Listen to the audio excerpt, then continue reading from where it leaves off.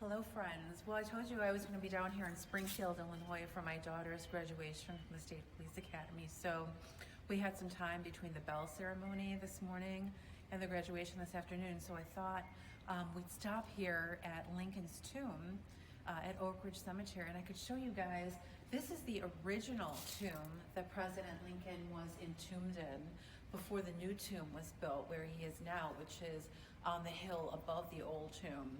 And this is really fascinating for historians and also ghost hunters, because the grave robbers who attempted to steal the president's body were taken to Joliet prison. Of course, that was the only state prison at that time. So I want to tell you a little bit about what happened during that attempted grave robbing, because it was really kind of like a Keystone Cops sort of incident that happened. So it's very fascinating. So I just want to show you a little bit about how that happened. In 1876, Chicago counterfeiter James Keneally, called Big Jim by his colleagues in crime, was not happy. His right-hand ne'er-do-well, an engraver by the name of Ben Boyd, had been arrested.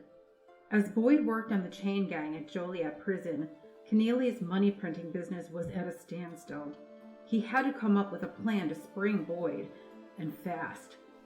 Likely inspired by the frequent reports of grave robbing in the daily papers, Boyd came up with a spectacular plot to steal the body of President Abraham Lincoln and hold it for ransom.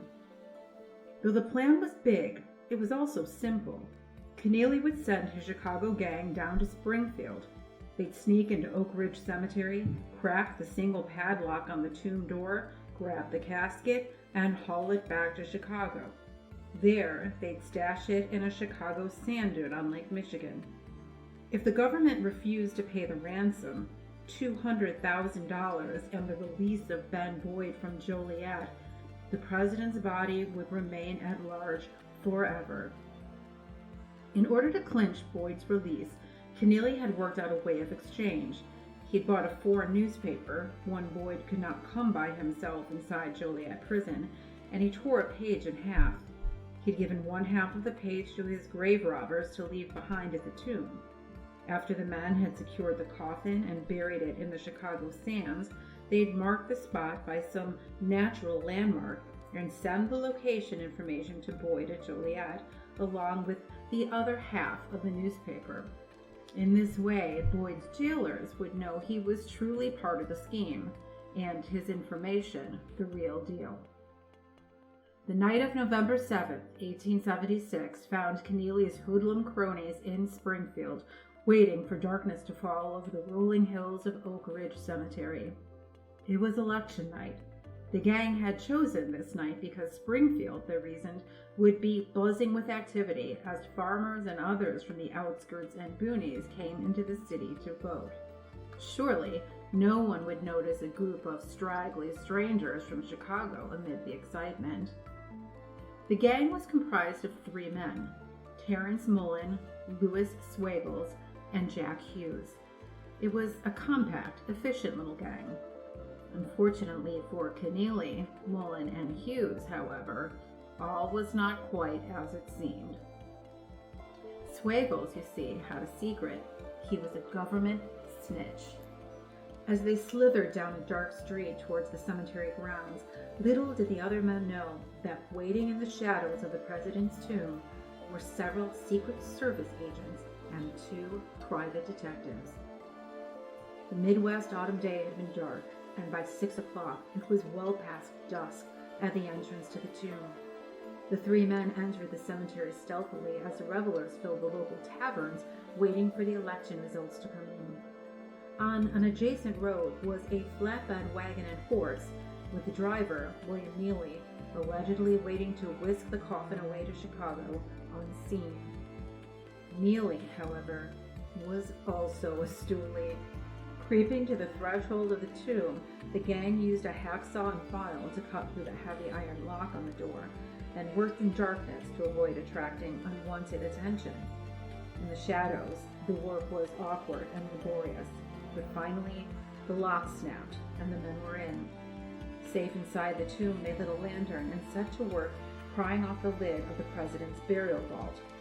Practiced in breaking, entering, and general thievery, the men made short work of the task, and soon they were gazing upon the gleaming cedar and lead casket of the late legendary President Abraham Lincoln.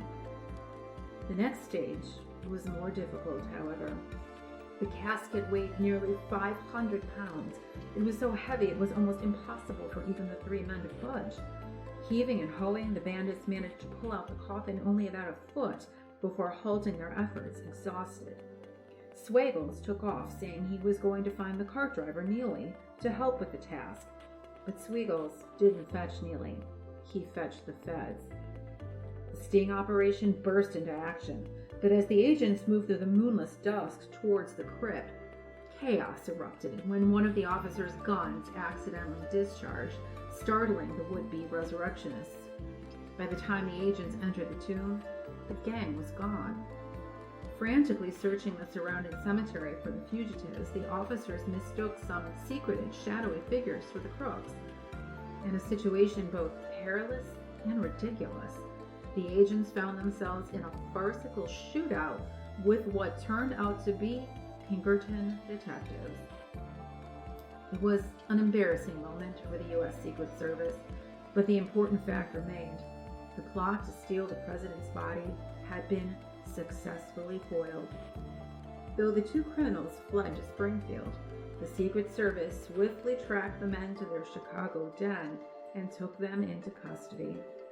As for the president, the tomb's caretaker was horrified that a couple of bungling street thugs had nearly gotten away with Lincoln's sacred corpse. What would happen, he fretted, if a professional resurrectionist tried it? And so, one even darker night, not long after the failed body snatch, the caretaker gathered his closest friends, a ticket agent for the railroad, a bank clerk, and a hotel keeper, and removed Lincoln's body from the vault. Swearing their holy task to secrecy, the men reinterred the president's remains in an unmarked pocket of earth under the dirt floor of the tomb's basement. The men kept their secret for years, never revealing to anyone that they had transferred Lincoln's coffin to the hidden grave. Several years later, the grave, which also held Mary Todd Lincoln after her own death, was reinforced with concrete. Then, in 1901, Robert Lincoln, the late president's only living child, ordered the body of his father exhumed, placed inside a steel box, and fitted into a vault 10 feet deep. Several tons of new, wet concrete were poured on top. At last, the murdered savior of the Union was safe at rest forever. As for the ruffians who disturbed Lincoln's sleep, they were locked in the Chicago Bridewell for 8 months, standing trial in the spring of 1877 and charged with larceny and conspiracy. Found guilty, they were given a sentence of 1 year each in the old Joliet prison, right alongside a doubly disgruntled Ben Boyd, the very guy Keneally had been trying to spring. Even today, visitors to Oak Ridge Cemetery in Springfield, Illinois, talk about seeing the phantom funeral of Abraham Lincoln reenacted at the infamous tomb. Others swear they have heard a ghostly version of the gunfight which broke out in the gathering gloom that night of the foiled grave robbery. Perhaps the feverish emotion of all involved left some permanent mark on this fabled place, or perhaps those who were part of it are doomed to forever replay it.